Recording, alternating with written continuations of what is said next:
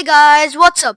Today we're going to be reading And to Think That I Saw It on Mulberry Street by Dr. Seuss.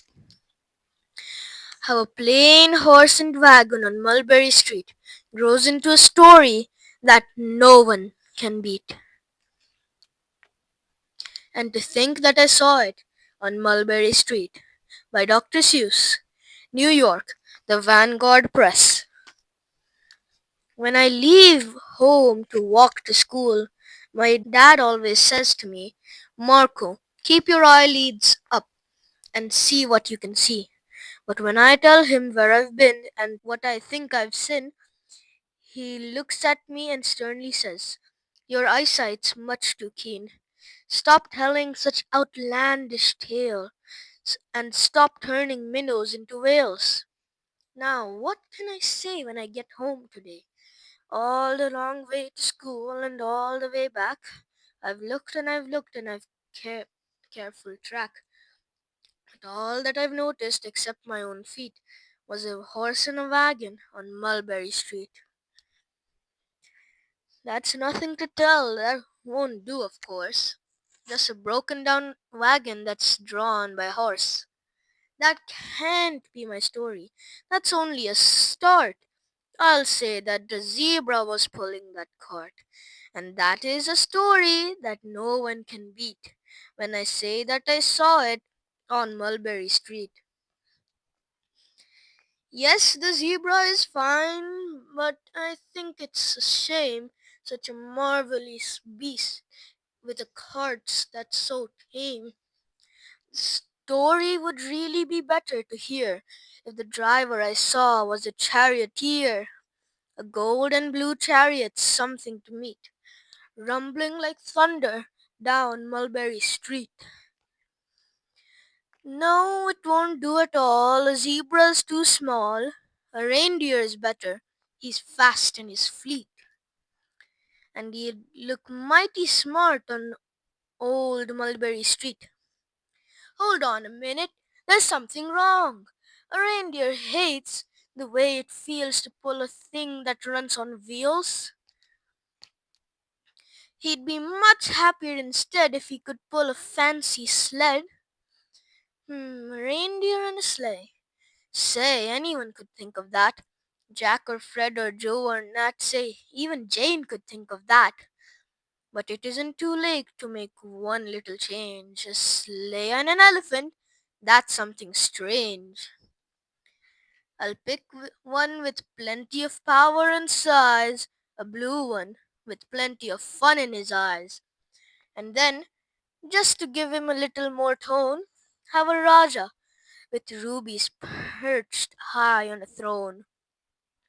For any of you who don't know, Raja. Raja is a king, okay? Say, that makes a story that no one can beat when I say that I saw it on Mulberry Street. But now I don't know, it still doesn't seem right. An elephant pulling a thing that's so light would whip it around in the air like a kite. With a great big bass band, a band that's so good should have someone to hear it, but it's going so fast that it's hard to keep near it. I'll put on a trailer. I know they won't mind if a man sits and listens while hitched on behind. But now is it fair? Is it fair what I've done? I'll bet those wagons weigh more than a ton. That's really too heavy for one beast. I'll give him some helpers. He needs two at least. But now what worries me is this. Mulberry Street runs into bliss.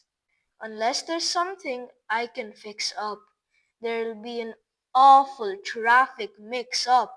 It takes police to do the trick, to guide them through where traffic's thick. It takes police to do the trick. They'll never crash now, they'll race at top speed, with Sergeant Mulvaney himself in the lead.